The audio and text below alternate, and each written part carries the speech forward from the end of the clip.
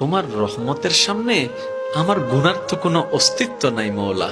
আমার গুনাহ না হয় পাহাড় পরিমাণ হবে, বেশি থেকে বেশি আসমান পরিমাণ হবে, না হয় পুরা পৃথিবী পরিমাণ হবে। তোমার রহমত তো অগণিত, তোমার রহমত তো অসীম, তোমার রহমত তো আনলিমিটেড। এবার রব্বে করিম বলে, তাহলে ঘাবড়াস কেন, তাহলে মন ছোট করস কেন? আরে গুনাহ করেছো তো করেছো, কি হয়েছে? একবার তো তওবার মাধ্যমে আমি রবের দরবারে ফিরে আই, মওলা ফিরে আসতে পারবো তো? দরজা কি খোলা আছে? রব্বে করিম বলে, মরণের আগ পর্যন্ত, কিয়ামতের আগ পর্যন্ত, সূর্য পশ্চিম আকাশে ওঠার আগ পর্যন্ত দরজা খোলা আছে, দরজা খোলা আছে, দরজা খোলা আছে।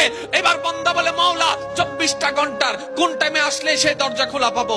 রব্বে করিম বলে, আরে ব্যাংকের দরজা খোলা থাকে নির্দিষ্ট সময়ে, অফিস আদালতের দরজা খোলা থাকে নির্দিষ্ট সময়ে, এমনকি ঘরের দরজাও খোলা থাকে নির্দিষ্ট সময়ে, এর বাইরে যাই না। কিন্তু তোর রবের দরবার এমন একটা দরবার, 24টা ঘন্টার যেই কোনো মুহূর্তে তুই আসবি, তোর রবের দরবার তোর জন্য খোলা থাকবে। সুবহানাল্লাহ।